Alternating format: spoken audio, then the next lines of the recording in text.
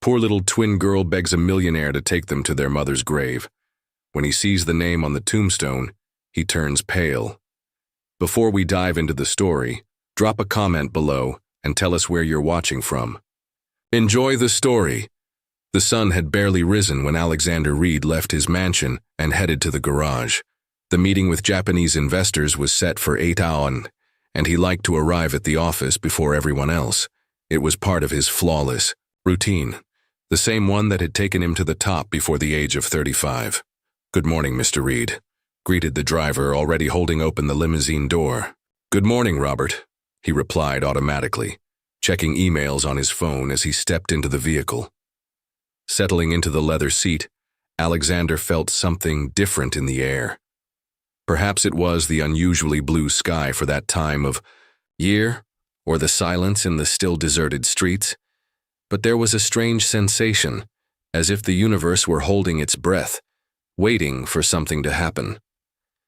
The limousine glided smoothly through the gates of the property and onto the main avenue.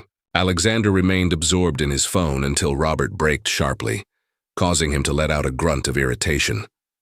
"What was that?" "Sorry, sir," Robert answered, pointing to the front of the car. "Children in the street." Alexander looked out the window and saw 2 small girls standing in front of the limousine. They had messy light brown hair and wore threadbare clothes far too big for their tiny bodies. They couldn't be older than 5. "What the heck are they doing alone at this hour of the morning?" he muttered, more to himself than to the driver. The girls did not move. They just stood there, holding hands, staring at the car as if waiting for something. Alexander sighed deeply. "Wait here," he ordered, and got out of the vehicle. The morning air was cool, and he adjusted his tailored Italian jacket as he approached the children. They were identical twins, he realized. They had big, serious eyes, delicate features, and an expression of determination that seemed out of place on such young faces. "Shouldn't you be in school?" he asked firmly, but without harshness. "Where? Are your parents?" One of the girls took a tiny step forward. "I'm Emily," she said, her voice surprisingly clear. "And this is my sister Sophie." She pointed to the twin who watched him with slightly more wary eyes. "Our mom is in heaven." Alexander felt an involuntary tightness in his chest. Orphans. He knew that feeling all too well. "I'm sorry," he said, softening his tone. "But shouldn't you be with some grown-up? It's dangerous for 2 little girls to be out here alone." "We need your help," Sophie said, speaking for the first time. Her voice was slightly lower than her sister's. "You look kind." There was something in the child's sincerity that unsettled him. Alexander looked around, searching for an adult who might be supervising the girls from a distance, but he saw no one. "My help with what?" he replied, checking his watch. He was starting to run late. Emily opened the small, worn backpack she was carrying and pulled out a faded notebook with several loose pages. "We want you to write a letter to our mom," she explained, holding out the notebook. "We don't know how to write very well yet." Alexander looked from the girl to the notebook, then at Robert, who waited patiently behind the wheel, and back to the girls. The situation was absurd. He had a meeting that could define the future of his company, and here he was, standing on the sidewalk, approached by 2 children wanting him to write a letter to someone who had already passed away. "Look, I really need to go, please," Sophie insisted, her eyes suddenly filling with tears. "Mom is waiting." Something in the restrained despair of those words struck him. He remembered himself, a skinny boy begging for scraps of attention. He sighed again. 5 minutes, he relented, pointing to a nearby bench. "Let's sit over there." The girls smiled identical smiles that lit up their dirty faces, and followed him to the bench. Alexander sat in the middle with a twin on each side. Emily handed him the notebook, and Sophie pulled a well-worn pencil out of the pocket of her dress. "What do you want to tell her?" he asked, mentally preparing to write something short and finish this quickly. "That we miss her a lot," Emily began. "A whole lot," Sophie repeated, looking at the clouds as if she could see their mom through them. "And that we still keep her photo under our pillow," Emily continued. Sophie reached into her pocket and pulled out a folded, crumpled photograph. "Here," she said, offering it to Alexander. So you know how pretty she is. Alexander took the photo out of courtesy, ready to write down whatever the girls dictated. But when he unfolded the paper and his eyes landed on the image, the world seemed to stop. It was the face of a young woman with light brown hair like the girls, wearing a smile he knew better than his own reflection in the mirror. Sarah. The air rushed from his lungs as if he'd been punched. His hands started trembling uncontrollably, and before he could stop himself, a tear slipped down his face. He wiped it away quickly, but he couldn't stop the lump forming in his throat. Sarah Morgan. Is Sarah, are you crying? Emily asked, leaning closer to see his face better. Alexander couldn't speak. Memories flooded in. Sarah sharing her lunch with him when he'd run away from home, starving. Sarah cleaning his wounds after his father's beatings. Sarah holding his hand at her own mother's funeral.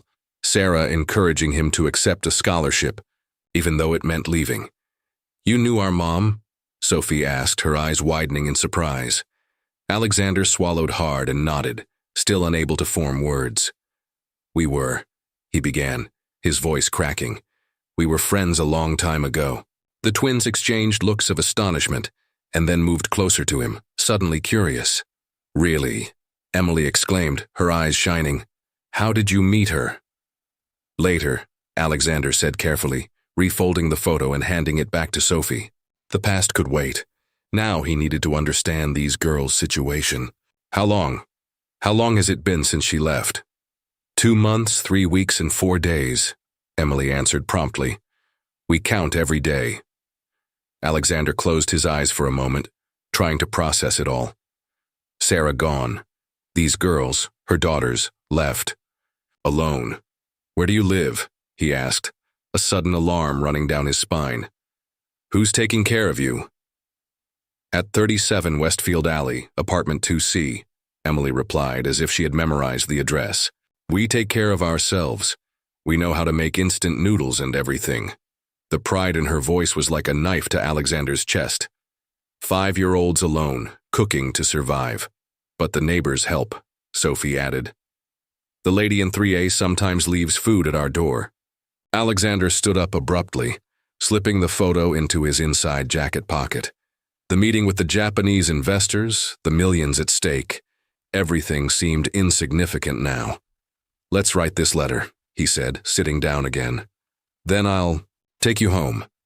The girls dictated their words of longing and love, telling their mom about their days, about how brave they were being, about the stars they now believed were her eyes. Alexander wrote down every word, fighting the emotion threatening to spill out. When he finished, Sophie looked at him shyly. Can you sign it too? She asked. So Mom knows we have a new friend. Alexander hesitated, then signed his name at the end of the letter. Another lump formed in his throat when he thought of all the years that had passed without contacting Sarah. If he had kept in touch, maybe she would still be alive. Maybe these girls wouldn't be alone. Let's go, he said, standing up and offering his hands to the girls. My car is waiting. As they walked toward the limousine, Sophie clutched his hand tightly and looked up. Mom said an angel would come for us, she said softly. Maybe it's you. Alexander felt a chill run down his spine. He was no angel, far from it. He was just a man who had forgotten his humanity amid wealth and power. But maybe, just maybe, he could do the right thing now. I'll help you, he promised, opening the car door for them. Somehow, while the twins settled into the leather seats, Alexander gave Robert instructions and sent a message canceling the meeting.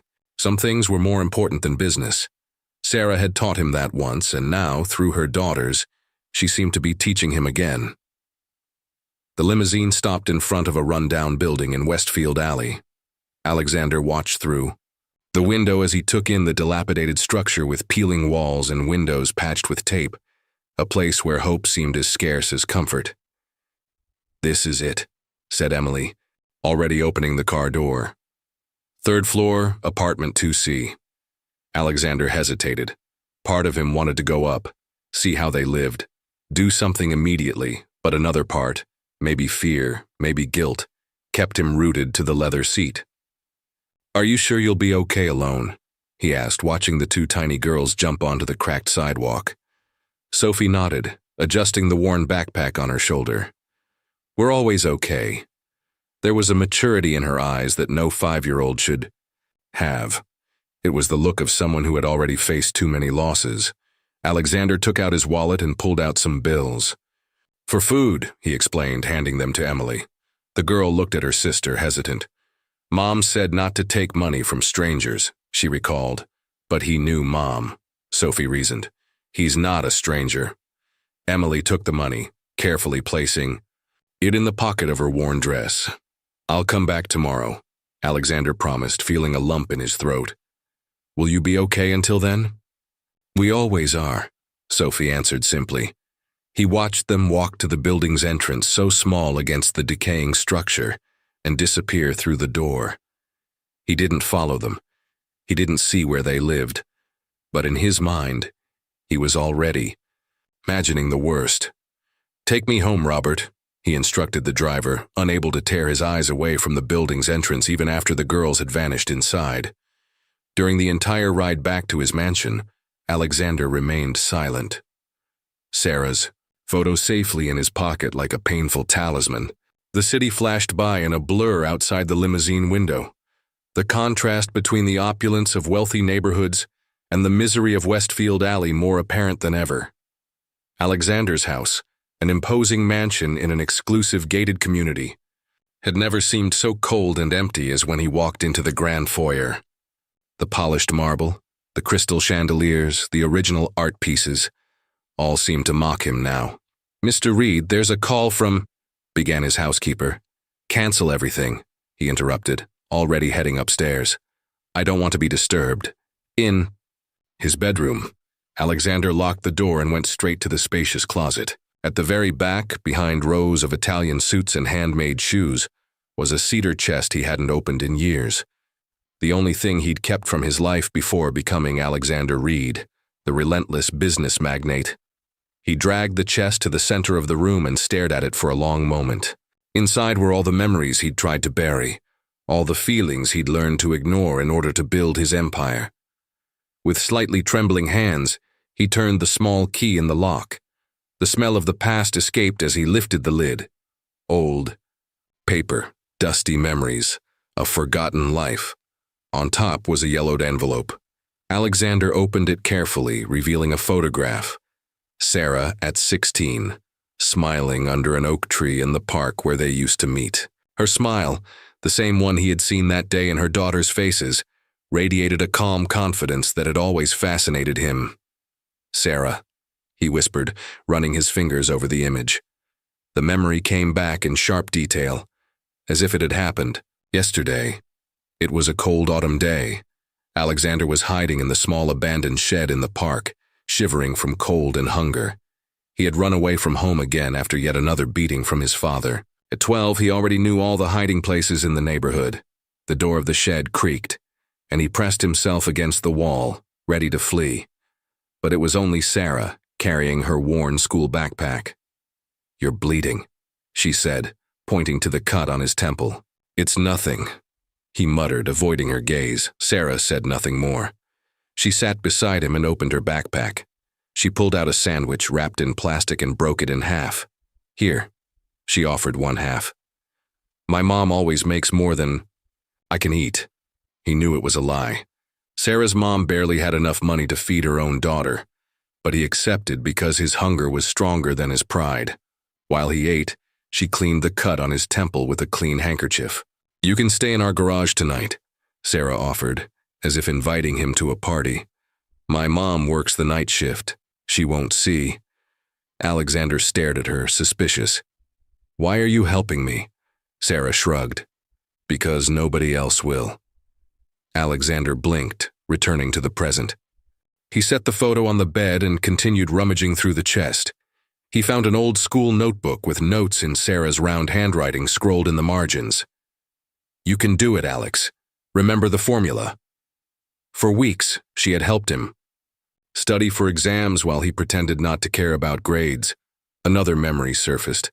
My mom lost her job, Sarah said as they studied under the dim light of the public library. They were 15, and she was working part-time at a diner after school. "Will you be okay?" Alexander asked, worried. Sarah shrugged, but he saw the fear in her eyes. "We'll figure something out." That night, he slept on the couch in Sarah's tiny house. Her mother had accepted his permanent presence after the third black eye. The next day, Alexander got a job unloading boxes at the local market. He handed his first paycheck to Sarah. "What's this?" she asked, surprised. "Rent," he replied matter-of-factly. "You don't have to." "Yes, I do," he interrupted. "I promise, Sarah, I'll never let you go without." Alexander swallowed hard, guilt weighing on him like lead. Alexander was 17 when he made that promise. At 18, he earned a scholarship to a university far away. Sarah urged him to go, even if it meant leaving her behind.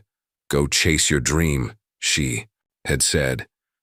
"I'll be fine."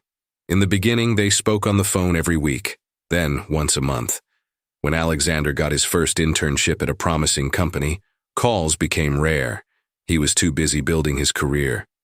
By the time the company soared, and he became a millionaire before 30, the calls had stopped entirely. The last bundle in the chest contained newspaper clippings about his success, stories of the young business prodigy that Sarah had saved and mailed to him. In the last letter that accompanied the clippings, she wrote, "I always knew you'd change the world, Alex. I'm so proud." He never replied. Alexander slammed the chest shut and sat at his desk. He turned on his computer and began searching for Sarah's name. He needed to know what had happened, how she had ended up in that situation. He found a small obituary in the local paper dated 2 months ago. Sarah Morgan, 34, assistant teacher at Lincoln Elementary School, passed away after complications from pneumonia. She is survived by twin daughters, Emily and Sophie, age 5. The girls remain under the temporary care of neighbors until authorities decide their fate. Pneumonia. A completely treatable disease in the 21st century. His hands shook as he continued. Searching, he found a crowdfunding profile Sarah had created. She had tried to raise money for treatment. "I need to stay strong for my girls," read the description. The goal was $25,000 for hospitalization and specialized medications. She had, only raised $3,000. Alexander felt nauseous. $25,000. What he spent on a single business dinner. What he lost on a casual weekend golf bet. "Why didn't you come to me, Sarah?" he whispered to the empty room. But he knew the answer. Because he had left. Because he had ignored her letters for years. Because he had been so absorbed in his empire that he forgot the one person who believed in him when no one else did. The broken promise weighed on him like a ghost. "I'll never let you go without." Alexander glanced at the photo of young Sarah, then at the computer screen showing the twins on her crowdfunding page. He couldn't bring Sarah back, but maybe he could keep his promise in another way. He picked up the phone. "Robert, get the car ready for tomorrow morning," he ordered. 7. "I have something important to do." Alexander arrived at Westfield Alley before 8 in the morning. The building where the twins lived looked even more decrepit in the daylight. Water stains climbed the external walls, plaster fell off in spots, and some windows were patched with cardboard. For a moment, he hesitated inside the limousine. He felt like an intruder here, wearing his $3,000 suit and Italian shoes, but the image of the small girls alone propelled him out of the car. "I'll be back in a few hours, Robert," he told the driver, then walked toward the building. The lobby smelled of mold and urine. The elevator had an out-of-order sign that looked like it had been there for years. Alexander took the stairs, noticing cracked steps and a wobbly railing. On the 3rd floor, he stopped in front of apartment 2C and knocked. He waited, knocked again, harder. Nothing. A slight panic rose. Where were the girls? As he was about to knock a 3rd time, the door to the neighboring apartment opened. An elderly woman with white hair twisted into a messy bun and thick glasses eyed him with suspicion. "If you're looking for the girls, they're here with me," she said, her voice surprisingly firm for someone so frail. "Here?" Alexander asked, confused. Apartment 3A, the elderly woman replied, indicating her door. I'm Greta. I looked after them whenever Sarah had to work extra hours. Now. She didn't finish the sentence, but the meaning was clear. May I see them? Alexander asked, feeling a knot in his throat. Greta assessed him from head to toe. You're the man who brought them home yesterday. It wasn't a question, but he nodded. I knew Sarah. We were childhood friends. That seemed to satisfy her partially. They're still sleeping, she said, but stepped aside to let him in. The tiny apartment looked as worn down as it did from outside. The wallpaper was peeling in many places. The couch had tears mended with tape, and the smell of dampness lingered. But it was clean, and there was a visible effort to maintain some dignity amid the poverty. They sleep over there, Greta said, pointing to a small room with its door ajar. Alexander walked quietly. The room was tiny, probably Greta's own bedroom. On the floor, on a thin mattress, Emily and Sophie slept curled up together as if they were one person. A single flimsy blanket covered them against the morning chill, and between their small bodies lay the worn notebook where they'd written the letter to their mom. Alexander's heart clenched. They were just children who had lost everything and clung to each other like lifelines. As he watched, Sophie stirred in her sleep, murmuring something. He leaned in closer to listen. Mom said you were an angel, she whispered, still, half asleep, in that state between dreaming and waking. But you took so long to come. Alexander felt a shiver. The child was dreaming, obviously. Sarah couldn't have told her about him. She couldn't have known he would show up one day. They always talk in their sleep, Greta explained behind him. I think it's their way of keeping their mom alive. How long have they been with you? He asked, stepping back so as not to wake. Them. Since Sarah was hospitalized 3 months ago. At first it was just until she got better. The elderly woman's voice trailed off. Well, now I'm waiting for social services to decide. It's not official, you know. I'm too old to adopt and my health isn't good. Alexander nodded, understanding the precarious situation. I want to help. Greta smiled faintly. They need more stability than charity, Mr. Reed. Alexander Reed. Her eyes widened in recognition. The businessman from the magazines? Yes. Sarah kept newspaper clippings about you, Greta said, now looking at him with new interest. She never mentioned that she knew you personally.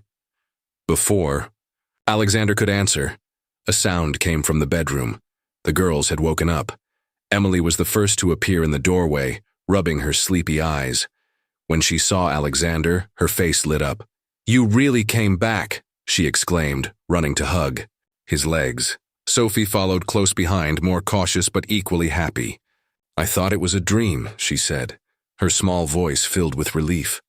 Alexander felt something break inside him, a wall he had built over the years to separate the man he was from the boy he used to be.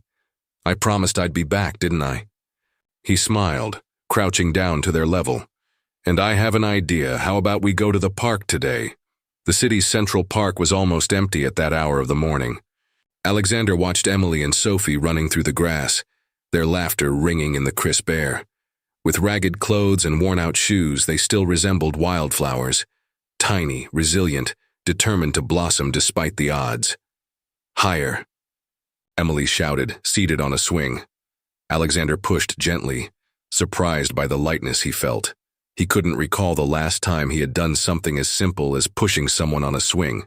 His life had been a constant race of important tasks, decisive meetings, multi-million-dollar deals, and now here he was, discovering that a child's laughter could bring more satisfaction than closing any contract. My turn, Sophie complained, tugging at the sleeve of his expensive jacket.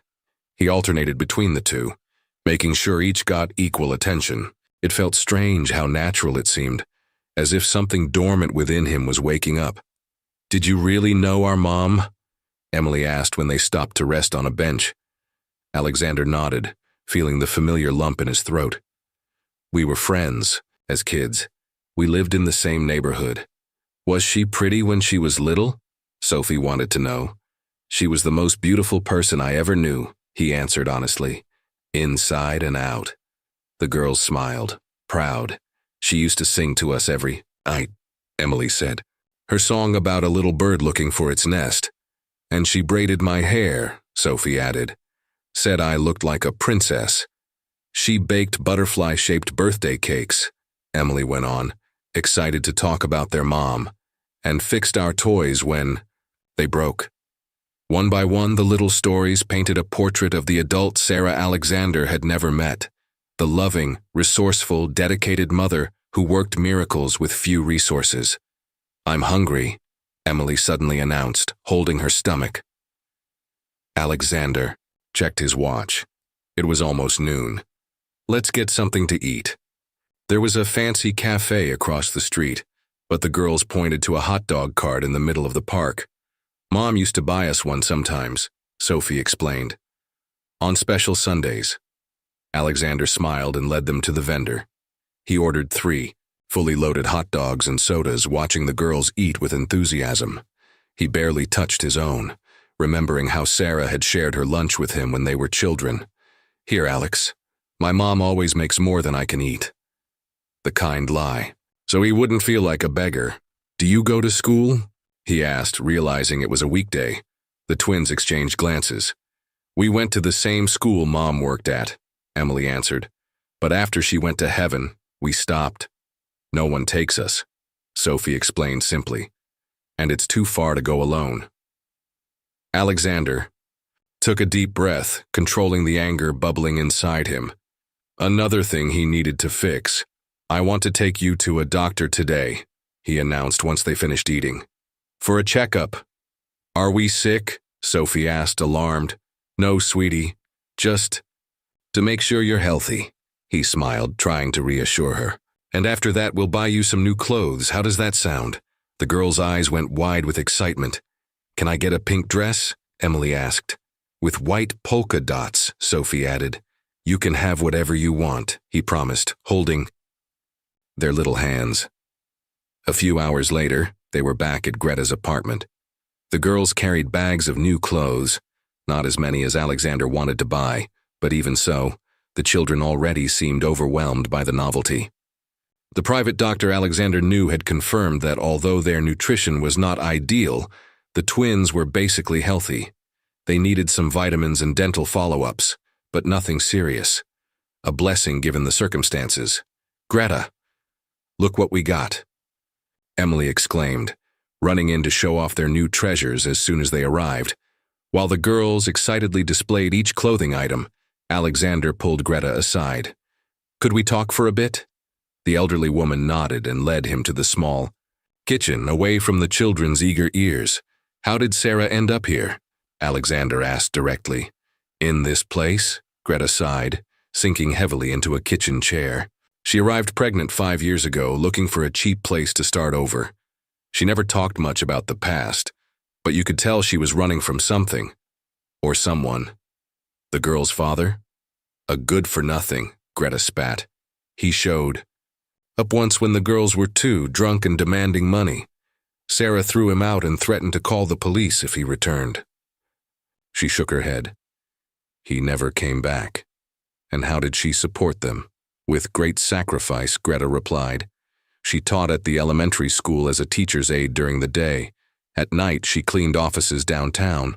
On weekends, she sold crafts at fairs. She worked until the last day even though she was already sick. Why didn't she look for help? Alexander asked, the question haunting him. I asked the same when the pneumonia got worse. Greta sighed. She said she'd already asked too much from people. She'd learned to manage on her own. Alexander closed his eyes, imagining Sarah, exhausted, ill, fighting alone. She scrimped on everything for herself, Greta went on. Mended her own clothes so she could buy children's books for the twins. Stretched one meal for days so they could have fruit. Sometimes she'd say she'd already eaten at work, just so the girls could have bigger portions. Every word was like a stab to Alexander's heart. While he lived in a mansion with staff catering to his every whim, Sarah had struggled to survive.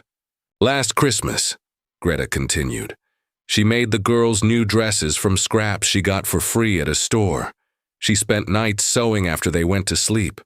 They were so happy. They thought it was magic. Alexander pictured Sarah sitting in dim light, sewing late into the night, her fingers sore just to see her daughter's smile on Christmas morning. When she got too sick to work, she sold the only valuable thing she had, a necklace that belonged to her mother. She got a small amount of money but paid the rent for one more month. Greta wiped away a tear. She made me swear I'd keep them girls together if something happened. That was her biggest fear, that they'd be separated in different foster homes. Alexander felt a knot in his throat. Why did she never reach out to me? I could have helped. Greta looked at him intently. She kept your clippings, newspaper stories, magazines. She showed them to the girls, saying, "Look how he's changing the world." But I think there was a huge gulf between you, between your world and hers. A gulf he had built himself, Alexander thought. Every promotion, every acquisition, every bank account. Steps that led him away from his origins, from the people who mattered. In the hospital, Greta continued, when she was very weak, she mentioned you. She said you were like siblings once, that you'd followed your path just as it should. The elderly woman adjusted her glasses. There was no resentment, just a sad acceptance that life separates people. Alexander lowered his head, unable to bear the weight of those words. Sarah had kept believing in him, even when he'd forgotten her. What will happen to the girls now? He asked after a long silence. Social Services is looking for a home for them. They wanted to take them to a temporary shelter, but I begged to keep them here until a family is found. Greta hesitated. But I don't know how long I can care for them. My health is fragile, and my pension barely covers my own expenses. Back in the living room, Alexander found Emily and Sophie asleep on the small couch, exhausted from the day's excitement. They lay huddled together as always, clutching Sarah's notebook between them. They looked like angels. He knelt beside them, studying their peaceful faces in the dim light of that modest room. He made a silent promise to Sarah, wherever she might be. I won't abandon them like I abandoned you. I'll love them and protect them just like you would. I'll do better for them and for you. The guilt for abandoning Sarah was a burden he would never fully shake. But maybe, just maybe, by caring for her daughters, he could begin to redeem himself. Days turned into weeks, and Alexander established a routine he never imagined for himself. His office, once an inviolable sanctuary, now had children's drawings on the walls and 2 small coats hanging by the door. His schedule, once packed with meetings and business dinners, now had sacred blocks of time labeled Park with the Girls and Movie Night. The transition had not been easy. Alexander had obtained temporary custody of the twins after a series of hearings and evaluations. Social services, initially skeptical about a rich single man with no child-rearing experience, were convinced by his genuine commitment and by the girls' precarious living conditions. Even so, he was under regular assessment and knew that any misstep could cost him custody. "Sophie, have you brushed your teeth yet?" Alexander asked while trying to fix Emily's hair for school. "I did," the girl replied, appearing at the bathroom door with the toothbrush still in her hand and toothpaste on her chin. Alexander smiled, grabbing a tissue to wipe her face. "Try again, and this time use water, okay?" These small moments, teaching, guiding, caring, were entirely new to him. In the beginning, he felt utterly lost. He didn't know what kids aged 5 should eat, what time they should sleep, or how to comfort them when they had nightmares. He hired a professional nanny to help during the day while he worked, but he insisted on being there mornings and evenings. He wanted to be more than a provider. He wanted to be a constant presence the way Sarah would have been. "Can I take Mr. Buttons to school today?" Emily asked, holding a battered teddy bear she had brought from the old apartment. "Won't he be lonely in your backpack?" Alexander asked, finishing the braid in her hair with newly acquired skill. Emily considered it seriously. "Maybe it's better if he stays here and looks after your office." Alexander smiled. It was amazing how the girls could be mature one moment and completely childlike the next. "Ready for the day, Mr. Buttons?" he asked the bear, placing it in a guard position on his desk. Emily giggled, delighted by the game. For Alexander, it was still surprising how the sound of that laughter could fill empty spaces in his heart he hadn't known existed. Over the weekend, Alexander took the girls to the park with their new bicycles. He had bought one for each with training wheels, helmets, and all the necessary safety gear. The twins were overjoyed. They had never had bikes before. "You have to balance," he explained, holding the seat of Sophie's bike as she pedaled uncertainly. "That's it. Very good. Don't." "Let go," she pleaded, her eyes wide with fear and excitement. "I won't let go until you're ready," he promised. Emily, always the bolder one, was already pedaling a few yards ahead, the training wheels stabilizing her wobbly path. "Look, Alex, I'm riding," she shouted, her face glowing with pride. He smiled at the sound of his name. The girls had begun calling him Alex instead of Mr. Reed, a sign that the barriers were slowly coming down. For an hour he ran back and forth, alternating between the two girls, teaching them to brake, to turn, to keep balance. His expensive suit pants ended up stained with grass at the knees, and he had long since tucked his tie into his pocket. But he didn't care. The joy of watching them learn and achieve small victories was worth more than any business meeting. When Sophie finally managed to pedal on her own for a few yards without falling, the smile on her face was like a ray of sunshine. "I did it. Did. You see, I did it." "I sure did," Alexander applauded, feeling a pride that surprised him with its intensity. "You're amazing, Sophie." On the way back home with the girls, exhausted but happy, Alexander reflected on how much his life had changed. 3 months ago, he would have been working on a Sunday, checking reports or negotiating contracts by phone. Now he had grass under his nails and a light heart. Evenings had become his favorite time of day. After dinner, which he now insisted on having with the girls instead of alone in his office, he had established a bedtime story ritual. "Which book are we reading tonight?" he asked, sitting on the edge of the bed where the twins were already settled. They insisted on sleeping together, even though they had separate rooms. "Make up a story," Emily requested, her eyes already heavy with sleep. "About what?" "A dragon," Sophie suggested. "Who becomes friends with a princess," Emily added. Alexander smiled and began to invent a tale about a lonely dragon living on a mountain, and a brave princess who, instead of fearing him, offered her friendship. As he told the story, he realized it was about acceptance, belonging, and family, themes that now dominated his own thoughts. By the time he finished, Sophie was already fast asleep, but Emily was still fighting drowsiness. "Alex," she murmured, "are you going to stay with us? Forever?" The question caught him off guard, and he felt a knot in his throat.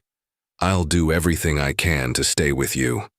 "Yes, promise," she insisted, her eyes closing. "I promise." And this time, unlike the promise he'd made to Sarah all those years ago, he was determined to keep it. Emily smiled and finally surrendered to sleep. Alexander stayed there a few more minutes, watching the two girls, so small and vulnerable, yet so strong. Just like Sarah. "I'm trying to do the right thing, Sarah," he whispered into the silent room. "I hope you're proud." Tuesday morning began, like any other. Alexander prepared breakfast while the girls got dressed for school. He had learned how to make pancakes, not perfect, but the twins seemed to appreciate his culinary efforts. The phone rang and he answered absent-mindedly, thinking it might be his assistant calling about the upcoming board meeting. Alexander Reed. "So it's true," replied a rough, slightly slurred male voice. "The big businessman is playing daddy now." "Who's calling?" Alexander asked, his grip on the phone tightening. "Consider me a concerned father," the voice replied sarcastically. "I heard you've got my daughters." Alexander felt his blood run cold.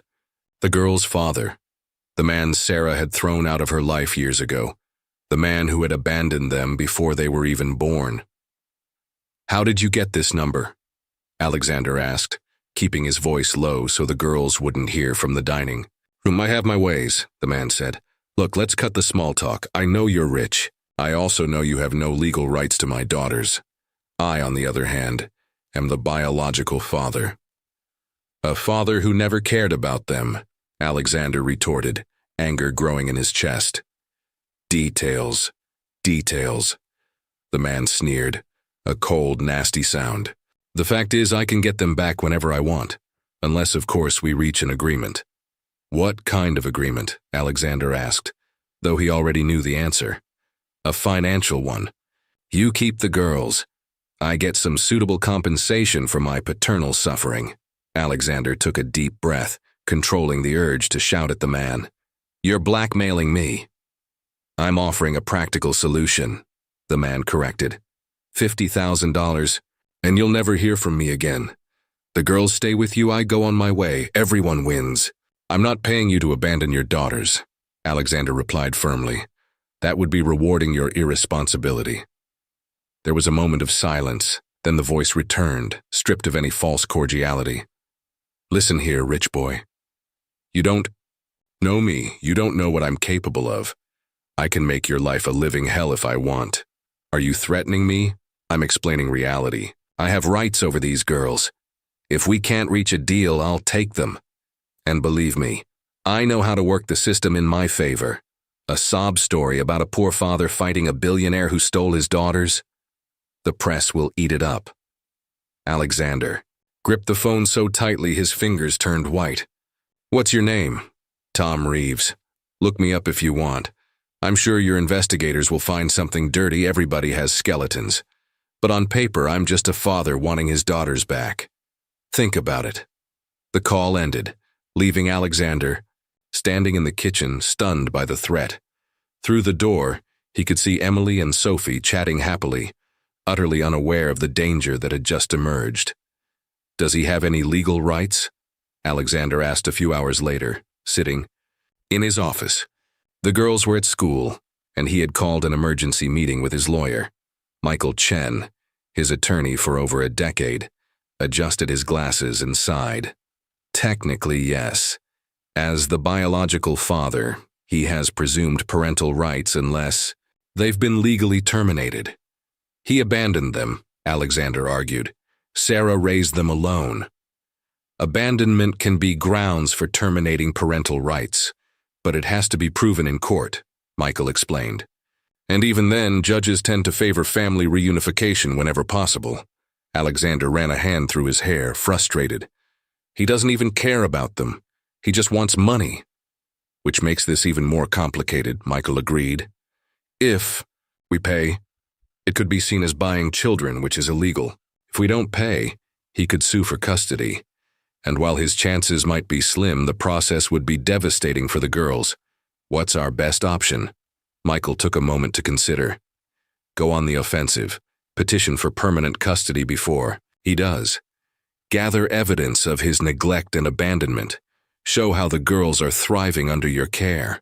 And most importantly, prove you're acting in their best interests, not just flexing your financial power. Alexander nodded, determined. Do whatever's necessary. Hire the best investigators. I want to know everything about this Tom Reeves. I should warn you that it could get ugly, Michael cautioned. He might make accusations, dig into your past, question your motives. The press will likely get involved. I don't care about the press, Alexander said. I only care about those two girls. I promised them we'd stay together, and I intend to keep that promise. After the lawyer left, Alexander remained in his office, looking at Mr. Buttons still positioned like a guardian on his desk. The idea of losing the girls was unbearable. In just a few weeks, they had become his entire world. He wouldn't let an opportunist take them away. Not for money, not for revenge, not for anything. When the phone rang again, Alexander answered cautiously, fearing another call from Reeves. Mr. Reed? This is the school calling. Emily has a fever and is asking for you. All worries about lawsuits and custody evaporated instantly, replaced by the immediate concern for Emily's well-being. I'm on my way, he said, already grabbing his car keys. As he left, he glanced one last time at the teddy bear. Hold down the fort, Mr. Buttons. We'll be back soon. No matter what battles he had to fight, legal, personal, or emotional. Alexander was prepared for them all, for Emily and Sophie, for Sarah, and he realized for himself as well. The family court was an imposing red brick building with white columns contrasting against the gray autumn sky that morning. Alexander arrived an hour early, accompanied by Michael Chen, and a team of assistants carrying meticulously organized folders detailing every aspect of his life with the twins over the past months.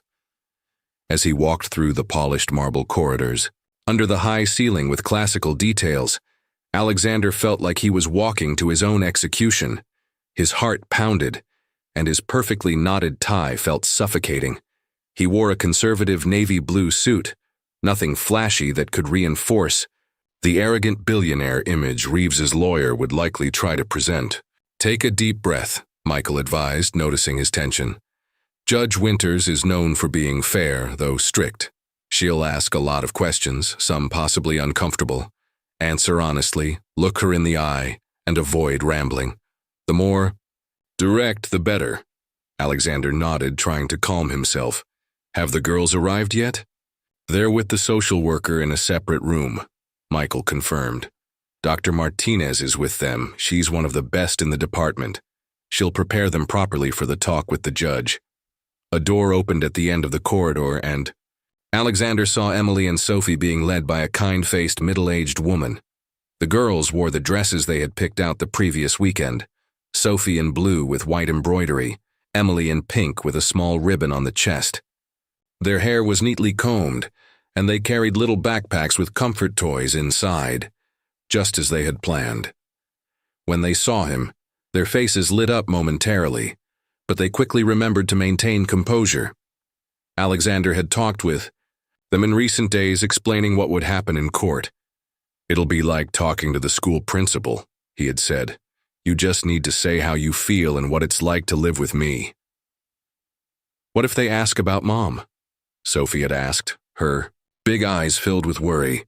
"Then speak about her with all the love you have in your heart," he had answered, swallowing a lump in his throat.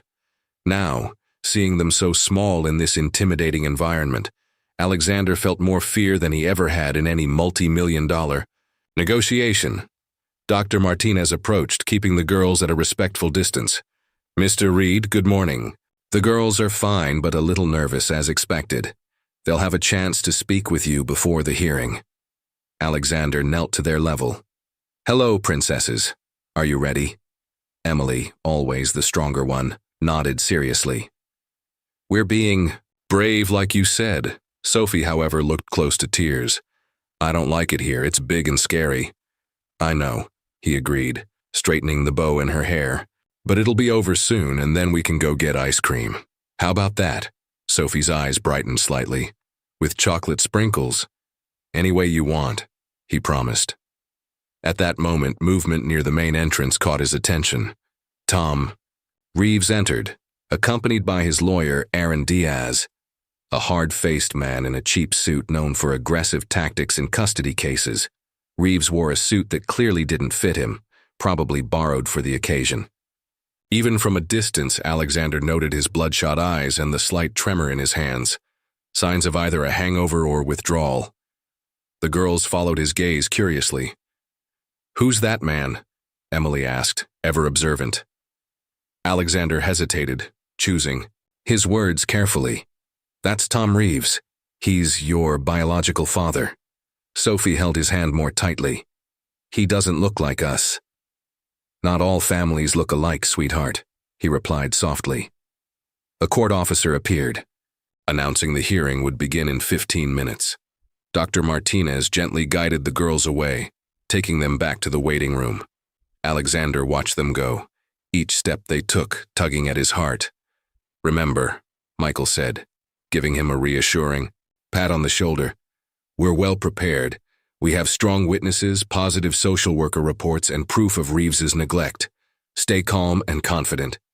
Alexander tried to cling to those words as he entered the courtroom. Courtroom number 4 was smaller and more intimate than the ones often portrayed on TV.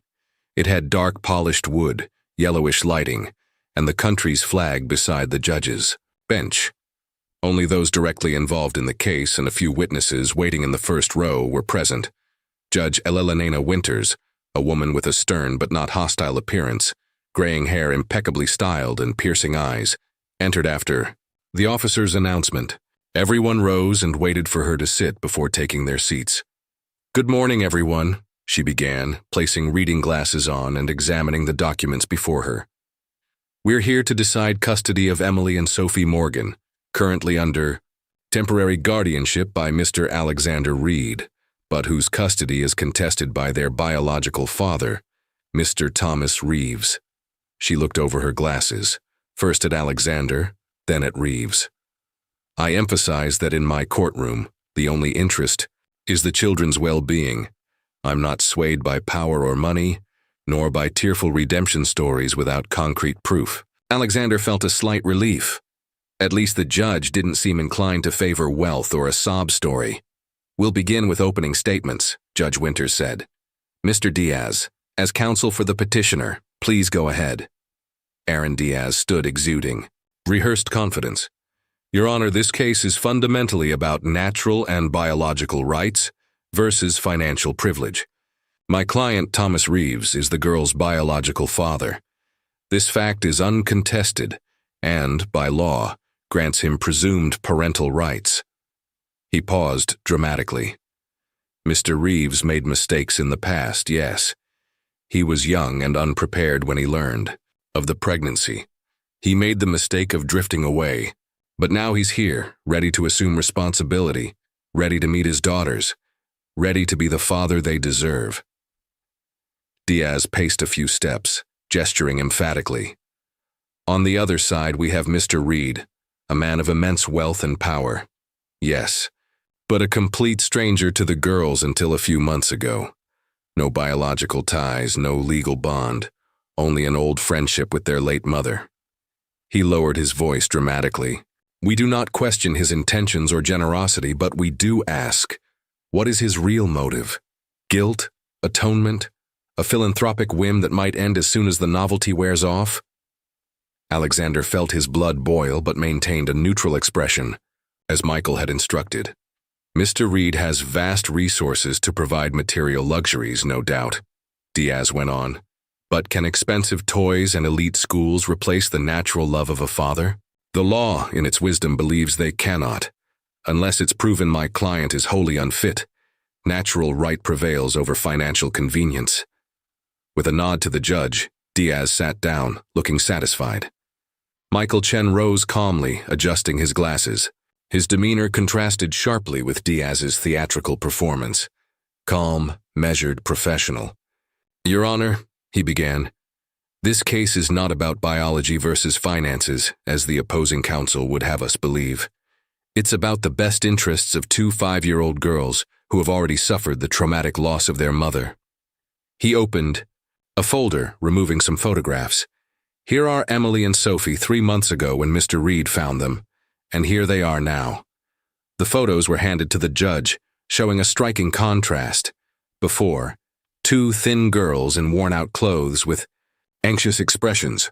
After, the same children smiling, healthy, with appropriate clothing and signs of security. "Mr. Reed hasn't just provided material stability," Michael continued. "He has devoted himself fully to creating a safe, loving, and stimulating environment. He completely reorganized his professional life, his time, his priorities. He's established healthy routines, ensured medical and psychological care, enrolled them back in school, learned to braid their hair, tell them bedtime stories, and soothe their nightmares." Michael pulled out more documents. "We have here reports from their school, statements from their child therapist, and evaluations from the social worker assigned by the court, all attesting to the strong bond and the positive development of the girls under Mr. Reed's care." Turning briefly to glance at Reeves before focusing again on the judge, Michael continued, "As for Mr. Reeves, we ask this court to consider some facts. He abandoned Sarah Morgan when he learned of the pregnancy. He didn't contribute a single cent to the girl's upbringing. He showed up only once in 5 years, drunk and demanding money from the mother. And most tellingly, He only expressed interest in the girls after learning they were with a wealthy man.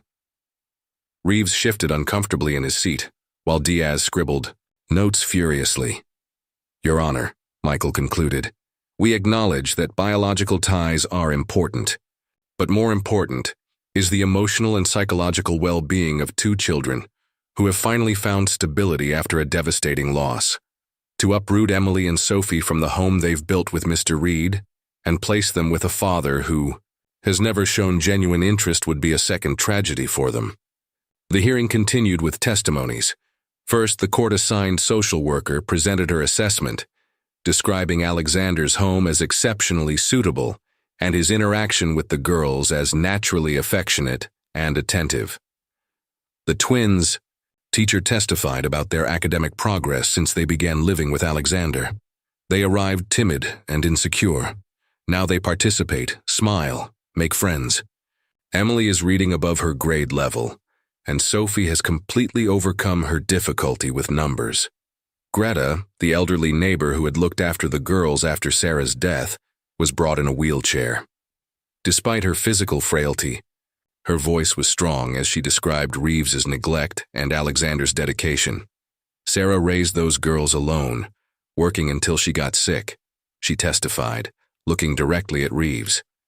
Where were you when she needed money for the girls' medicine? Where were you when Emily had pneumonia at 3 and Sarah spent sleepless nights by her bedside? She then looked at the judge. Alexander Reed came into those children's lives like a blessing. For the first time, they have what they deserve. Not just material comfort, but someone who genuinely cares. Reeves then presented his story of redemption, how he had battled alcoholism, how he had always thought of his daughters, how he now had a stable job as a mechanic and a modest apartment suitable for children. I've made mistakes, Your Honor, he said. Tears that Alexander suspected were rehearsed rolling down his cheeks. But I've been clean for 6 months now. I want to meet my daughters, show them they have a father who loves them. His only support came from the owner of the mechanic shop, who confirmed his punctuality for the past few months, and mentioned that Tom always talks about his daughters. After a short recess, it was Alexander's turn to testify. He took a seat where directed, feeling the weight of every gaze in the room. Mr. Reed, the judge began, you're an extremely busy man with global business responsibilities. How do you reconcile that with raising 2 small children? I've completely reorganized my priorities, Your Honor, he replied, keeping his eyes on hers. I delegated much of my work, turned down international travel, and set strict schedules to be present in the girls' lives. I arranged my day to have breakfast with them, take them to school whenever possible, and I'm invariably home for dinner and bedtime. And when you inevitably need to travel, I have a highly qualified nanny, Mrs. Bennett, whom the girls adore. But I'm limiting trips to what's absolutely essential, and only short distances where I can return the same day. The judge consulted her notes. You have no previous experience with children, correct? No children of your own? No nieces or nephews? No, Your Honor, but I learned quickly. He offered a slight smile. I've discovered that executives can learn a lot from 5-year-olds about what truly matters in life. The judge studied him for a moment. Mr. Reed, please be completely honest. What is your real motivation for wanting custody of these girls? Guilt over not helping their mother? A promise made long ago? A late desire for a family? Alexander sensed this was the critical question. He took a deep breath. I started out motivated by a debt to Sarah, yes. She helped me when I needed it most, and I wasn't there when she needed me. I feel deep regret I'll carry forever. He paused. But that changed the moment I met Emily and Sophie. They're not an obligation or a way to make amends. They're extraordinary little people who've transformed my life in ways I never imagined. The simple truth, Your Honor, is that I love them, and I can't picture my life without them anymore. The moment Alexander feared most arrived, the judge requested to speak with the girls in private. Emily and Sophie were brought in, looking too serious for children so young. Alexander gave them an encouraging smile as they followed the judge into her chambers. The next 20 minutes were the longest of his life. Sitting on the hard bench, unable to focus on Michael's words, Alexander could only think about what was happening behind that closed door. Would the girls understand the questions? Would they be scared? Would they speak openly about how they felt? When the door finally opened, Emily and Sophie came out hand in hand. Sophie ran straight to Alexander, hugging his legs.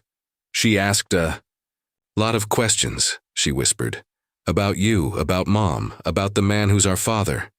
You were very brave, he replied, stroking her hair. Emily stood nearby, her eyes lingering curiously on Reeves, who watched from across the room. He looks sad, she commented softly to Alexander. Sometimes people carry a lot of sadness inside, he replied, unsure how to explain the complexity. Like you before we met? Emily asked, surprising him with her perceptiveness. Yes, he admitted, like me before you. Judge Winters put her glasses back on, examining her notes for a long moment before delivering her decision. The silence in the room was so dense Alexander could hear his own heartbeat. This case raises complex issues, she began.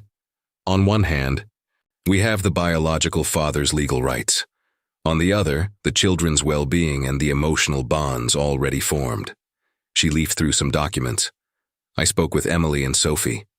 They're bright, articulate children for their age, and they're clearly well cared for. They expressed deep affection for Mr. Reed and a positive adjustment to their new home. Alexander felt a flicker of hope. However, the judge continued, and with that single word his heart sank. I cannot ignore Mr. Reeves's paternal rights without a deeper evaluation of his fitness. His recent history suggests an effort at recovery that deserves consideration. She folded her hands, seeming to weigh each sentence. I must also consider that despite Mr. Reed's best intentions and excellent care, he has no legal or biological connection to the children. His link to their late mother, while significant, does not automatically grant custody rights. Reeves allowed himself a small victorious smile as Alexander felt his world crumbling. With all factors in mind, my preliminary decision is this, the judge announced. While we conduct further investigation, including a deeper look into Mr. Reeves's suitability and full psychological evaluations, the girls will be placed temporarily in a neutral foster home. No. Alexander couldn't contain his outburst, rising to his feet involuntarily. The judge shot him a stern look. I understand your reaction, Mr. Reed, but this is a temporary measure to ensure both parties have equal opportunity to demonstrate their fitness for custody without the advantage of current possession. Both parties will have supervised visitation rights during this time. Your Honor, Michael intervened quickly. My client has established a stable routine with the girls. Removing them abruptly will cause needless trauma. I agree the transition must be handled carefully, the judge replied, which is why Mr. Reed will have until tomorrow to prepare the girls and their belongings. A social worker will supervise. With a bang of her gavel, the hearing ended, leaving Alexander reeling as if he'd been punched in the gut. What followed was a blur of movement and sound. The social worker explaining to the girls what would happen. Sophie clinging to Alexander, tears rolling down her small face. Emily silent and pale, asking if they had done something wrong. Alexander's failed attempts to reassure them that it was only temporary, that he would fight for them, that everything would be okay. The next day at his mansion, he helped the twins pack their things. He placed Emily's favorite teddy bear in her backpack, along with their most beloved books. He carefully wrapped Sophie's special blanket, the one with glow-in-the-dark stars. You'll stay with the Fosters. Just for a while, he explained, folding tiny, colorful t-shirts. They're really nice. They have a big backyard and even a dog. He forced a smile that didn't reach his eyes. And I'll visit you every day, I promise. When the social worker's car arrived, Alexander felt like he was living a nightmare. At the last moment, Sophie threw her arms around his neck, refusing to let go. Alex, Alex, she cried between sobs. Please come with us. I don't want to go. I'll visit you tomorrow, he promised, fighting back his own tears. Every day. It's just, For a little while. Promise? Emily asked, holding her sister's hand, the only one managing any composure. I promise. He forced another smile. Be brave like your mom was, remember? The girls nodded amidst their tears, and then they were inside the car, looking at him through the window. Tiny hands pressed against the glass, faces filled with confusion and loss. Alexander watched the car drive away, taking with it everything that had given his life meaning in recent months. When it finally disappeared around the corner, he allowed himself to collapse on the mansion's front step, his body shaking with sobs he could no longer hold back. Michael, who had been watching from a distance, approached and placed a hand on his shoulder. We'll appeal immediately, he said. I have connections. I can speed up the process. We'll dig deeper into Reeves's background. There's something off about his sudden redemption story.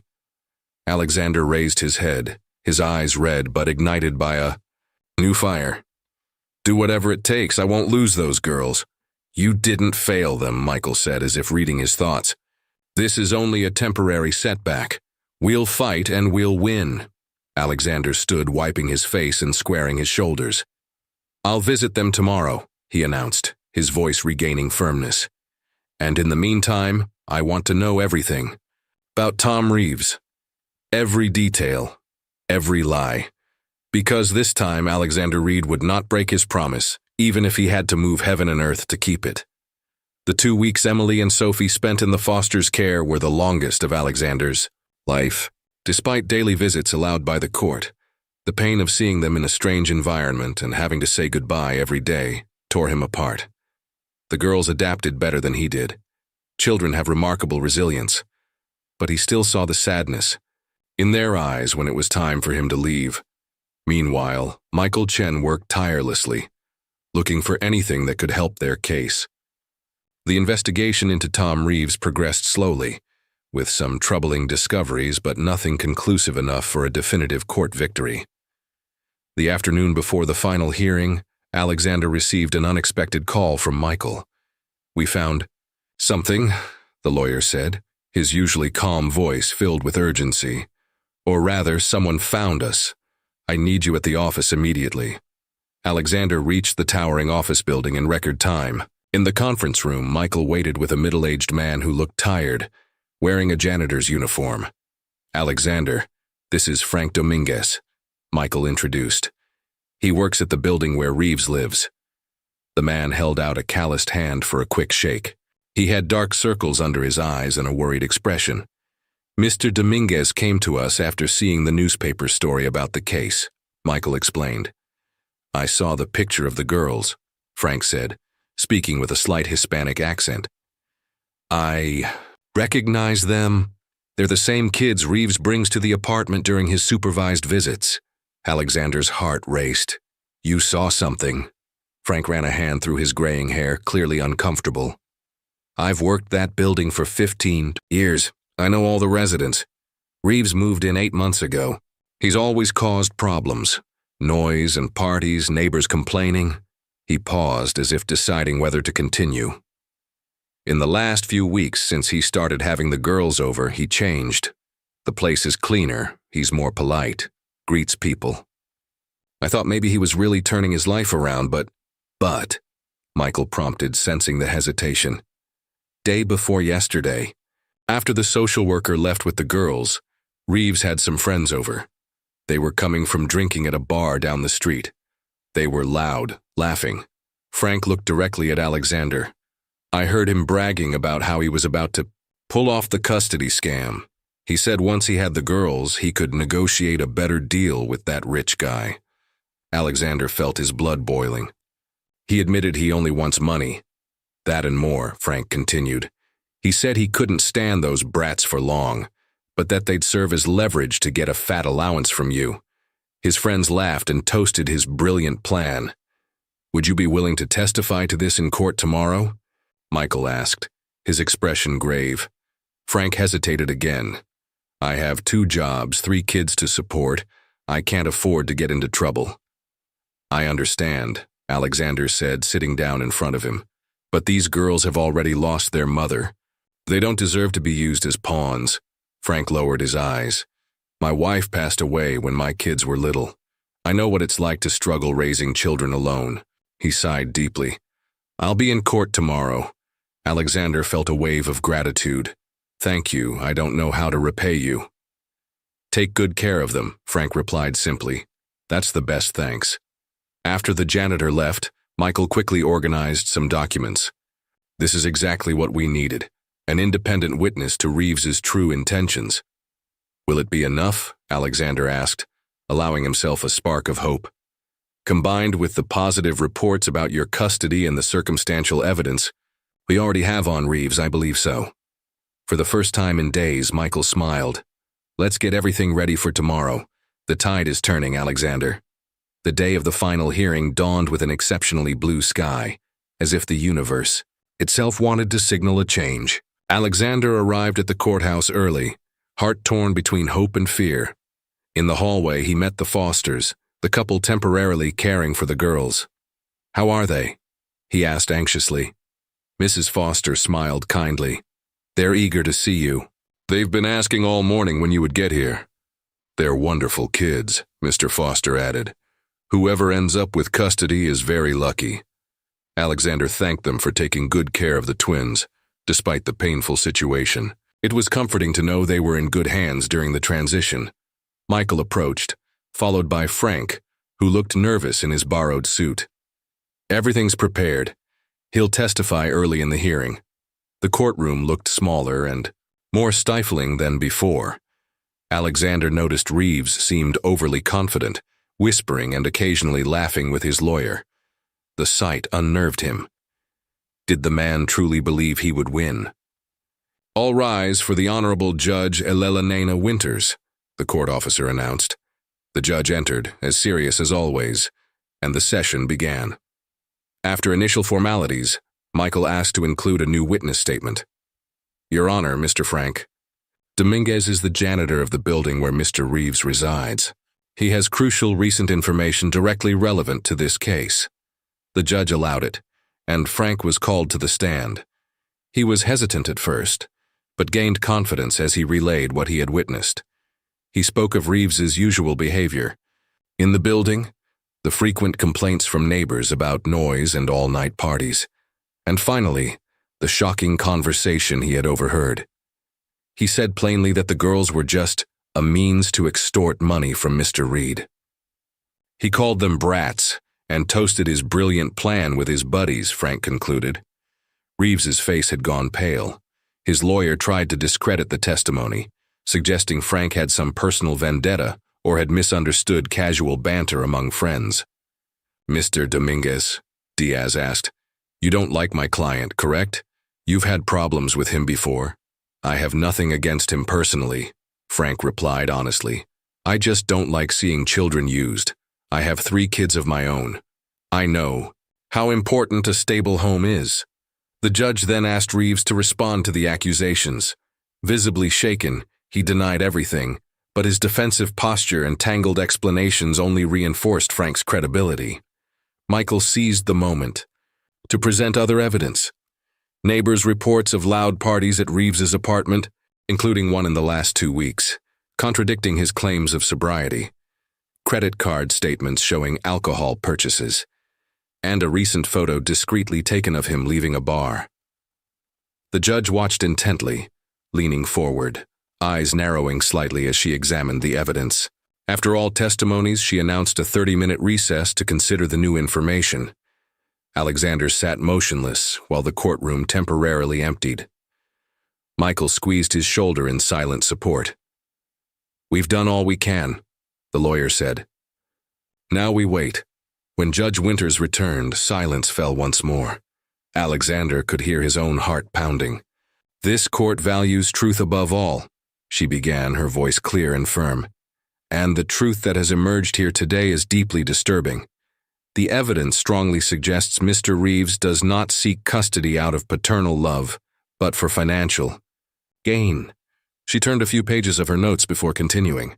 In light of Mr. Dominguez's testimony combined with the other evidence, this court reverses its previous decision. Temporary custody of Emily and Sophie Morgan is granted to Mr. Alexander Reed, while we conduct further investigation into Mr. Reeves's conduct. Alexander closed his eyes, an overwhelming relief nearly knocking him off balance. Michael gripped his arm, smiling broadly. Furthermore, the judge continued, Mr. Reeves's visitation rights are suspended until this investigation is complete and a new hearing is held. She cast a severe glance at Reeves, who looked stunned. This court will not tolerate children being used as instruments of extortion. If these allegations are confirmed, you could face criminal charges for attempted extortion. With a strike of the gavel, the hearing ended. Reeves left quickly, followed by his furious lawyer. Alexander sat for a moment, absorbing what had just happened. We won, Michael said, smiling. Or at least this battle. Thank you, Alexander managed, shaking Frank's hand, who looked just as relieved. I couldn't have done this without you. Go get your girls, the janitor replied with a tired smile. They're waiting for you. The waiting room where Emily and Sophie sat with the Fosters lit up the moment Alexander entered. For a brief second, he stood at the door, taking in the sight of two small figures sitting on a couch, their legs dangling above the floor, drawings spread out on the table before them. Alex! Sophie was the first to notice him, her face transforming into pure joy. She jumped off the couch, running toward him. Emily looked up from her drawing, and a slower but equally radiant smile appeared on her face. In an instant, both of them were dashing toward him, throwing themselves into his outstretched arms. Alexander held them tight, lifting them off the ground, feeling their little arms around his neck, their faces pressed against his chest. In that moment, the world felt perfect again. You're coming home with me, he said, his voice thick with emotion. Forever? Sophie asked, her big eyes locked on him. As far as I'm concerned, yes, he replied, kissing the top of her head. Forever. The Fosters helped gather the girls' few belongings, and soon they were in the car on the way home. Alexander watched them in the rearview mirror, chatting excitedly about everything they wanted to do first. Visit their bedrooms, check out their toys, see if the plants they'd sown in the garden had grown. A strange feeling began to well up in his chest, not just relief, but a profound sense of responsibility. He was now officially their guardian, not just temporarily, but with a real possibility of permanency. The magnitude of that washed over him like a wave. What if he wasn't good enough? What if he made irrevocable mistakes? What if he let them down as he had let Sarah down? The anxiety stayed with him for the rest of the day, even as he reintroduced the girls to their home routine, made their favorite dinner, and helped them rearrange their rooms. That night, after bath time and already in pajamas, the girls asked to sleep in his bed. Just tonight, Emily pleaded, her eyes begging. So we know it's not a dream. How could he say no? The three of them settled into the large bed, Alexander in the middle, one twin on each side. He had read the usual bedtime story, turned off the main light, leaving only the soft glow of the bedside lamp. In the comfortable silence that followed, Alexander felt compelled to share his fears. Somehow, it seemed important to be honest with them. Girls, he began, his voice low in the dimly lit room. I need to tell you something important. Both turned to face him, eyes attentive. I'm very happy you're back. Happier than I've ever been. He said, pausing. But I'm also a little scared. Why? Sophie asked, genuinely confused. That bad man can't take us anymore, can he? No, it's not that, Alexander reassured her. I'm scared of not being good enough for you, of not knowing how to be a good caregiver. He avoided using the word father, unsure if he had that. Right? I've never taken care of kids before you, and you deserve the best. Emily propped herself up on an elbow, studying him with a seriousness beyond her 5 years. You let us pick desserts sometimes and take us to the park, Sophie added. And you know how to braid our hair and give us hugs when we have nightmares. And you taught us to ride bikes. The girls continued taking turns listing all the little things he did for them, each so simple and yet so profound. Alexander felt tears welling up in his eyes. But what if I make mistakes, he asked when they finally stopped. Sophie shrugged as if the answer were obvious. Mom used to say everyone makes mistakes. You just say you're sorry and try again. Yeah, Emily agreed. Besides, she and her sister exchanged a look as if confirming something important. You're already our dad, they finished in unison. Their words hit Alexander like a ray of sunshine after days of rain. He drew them both closer, hugging them tight, unable to speak for a moment. I love you, he finally managed. So much. We love you too, Emily replied, yawning. To the moon and back, Sophie mumbled, already half asleep. Alexander stayed, awake long after the girls had drifted off, watching their peaceful faces. The fear was still there. It would probably never go away completely. But there was something stronger now. Determination. Determination to be worthy of their trust, to learn and grow with them, to be not just a guardian but the father they already believed him to be. You'd be proud, Sarah, he whispered into the darkness. I promise I'll take care of them, always. Autumn had arrived in full force. Yellow and red leaves danced on the breeze before settling softly on the ground, creating a multicolored carpet. Over the cemetery grass, the sky was a perfect shade of blue without a single cloud in sight, as if nature itself wanted to offer its best backdrop for the moment. Alexander adjusted Emily's scarf, making sure she was well protected against the cool morning air. Beside her, Sophie clutched a bouquet of sunflowers, Sarah's favorite flowers according to the twins. In her other hand, she carried a folder filled with drawings they had carefully made over the past week. Is it still far? Emily asked as they walked the stone paths between headstones and monuments. Almost there, Alexander replied, checking the small map provided by the cemetery office. It was the first time he was bringing the girls to their mother's grave.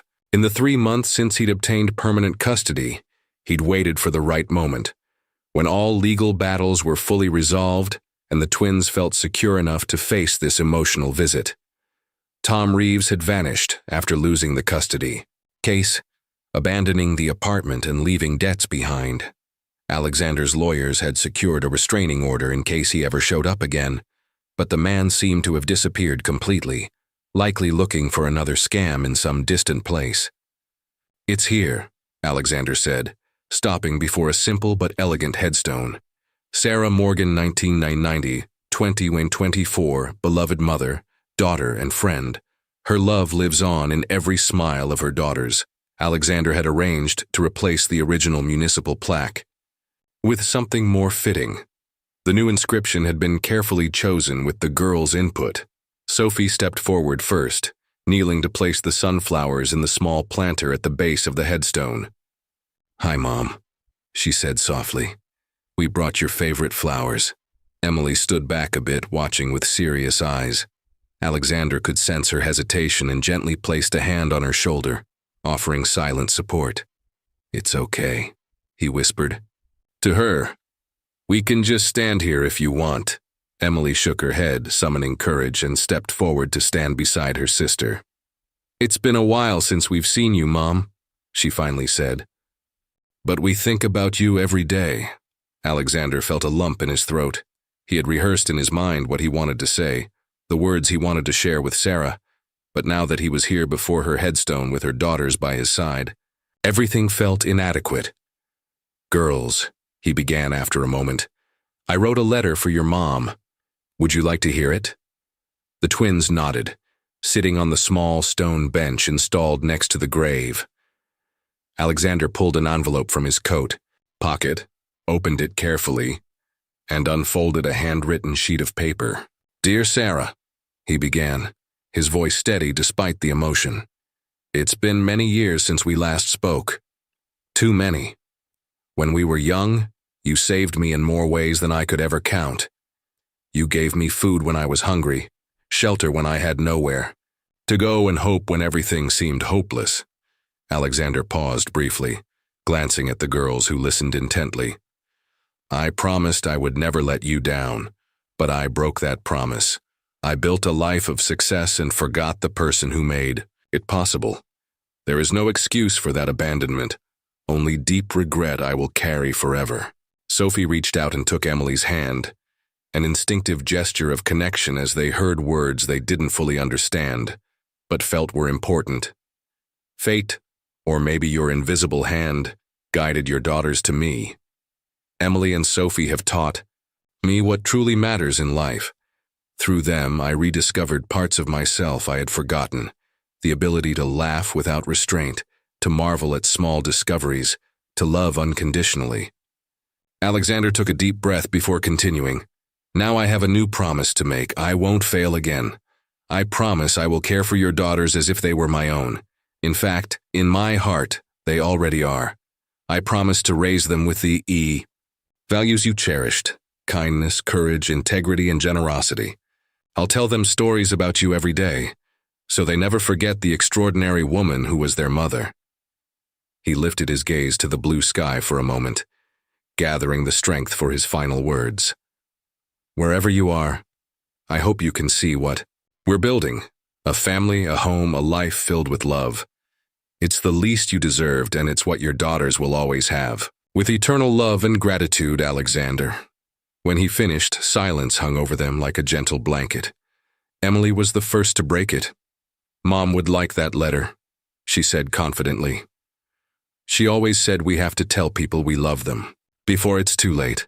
Alexander smiled through tears he could no longer hold back. She was very wise.